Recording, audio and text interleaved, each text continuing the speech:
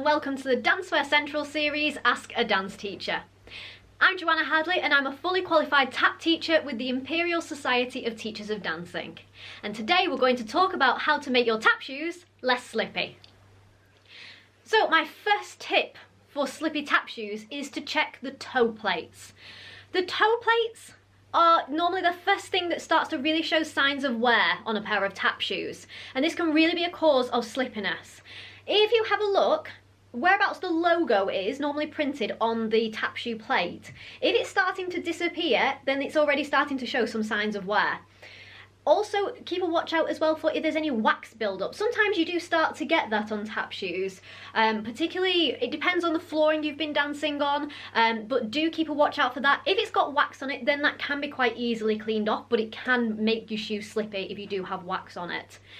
If your tap shoes are starting to show signs of wear, like I said, if the logo's starting to disappear off it, or even if there's sometimes uneven wear as well, so it's starting to bend down more at one side than the other, or if it's starting to look a lot thinner underneath, just there, then it's time for either a new pair of tap shoes or for a new toe plate. Whether you can get a new toe plate depends on whether the toe plate has been riveted in on your brand of tap shoes or whether it has screws on it. My second tip for slippy tap shoes is to check the screws on your tap shoes. Now, this isn't a problem if the shoes that you've bought have got pre-fitted toe plates. If they've got rivets, then this won't be a problem. But if they have got screws on them, what can sometimes start to happen is that the screws start to work themselves loose as you start dancing on them. So just watch out for any signs of the screws starting to come above the level of whereabouts the tap shoe plate is.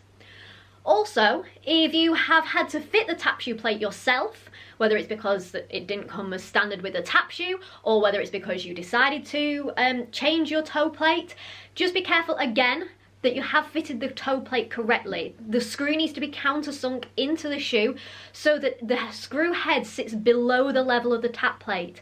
If you're dancing on the screw head, then this can also make for a very slippy tap shoe, and it will also ruin your dance teacher's floor. My third tip for stopping slippy tap shoes is to check the flooring that you're dancing on. More often than not, I've found the source of slippy shoes is not actually the shoes themselves, it's the flooring that you're on. Steer well clear of highly varnished floors, highly polished floors, dirty floors, dusty floors. All of them will make for some very slippy tap dancing. And after all, we're trying to do tap dancing, not ice skating. Tip number 4 for stopping slippy tap shoes. If your tap shoe has got a rubber non-slip pad underneath, then check it for signs of wear. When they are new, they are really useful for stopping shoes from slipping. They don't come standard on all tap shoes, but if you can get a pair that does have them, they do make a difference. But after a while, they do start to wear down, so keep checking your shoes for any signs of wear. The pattern on them starts to wear off and it goes very smooth, and in fact sometimes it can wear down so much that you can actually see the sole underneath. My final tip number 5 isn't really a tip, it's more a piece of advice.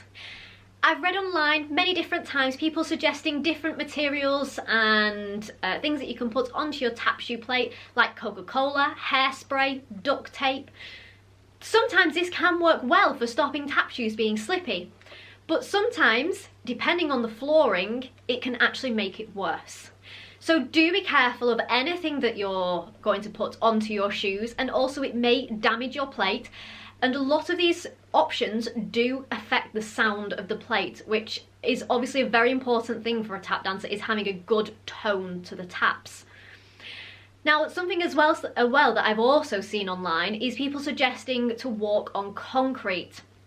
I really don't advise this, because what starts to happen then is that because the metal of the toe plate is made from a very soft metal, this really damages the plate. Not to a point of making it not slippy anymore, but it actually really damages the plate to a point that it makes a scratchy sound. We lose the warmth from the tone of the tap shoe plate, and also it will then damage any other flooring that you then go and dance on. So because it creates sharp shards of metal that will then go and scratch all your beautiful dance studio flooring or your home flooring if you're practicing at home. And finally, if you're still having problems with slippy tap shoes, the best person to speak to is your tap teacher. They know the flooring that you're dancing on and the brand of tap shoes that you're using, and they may be able to offer some specific tips for their flooring. For more dance tips, you can subscribe to the Dancewear Central channel.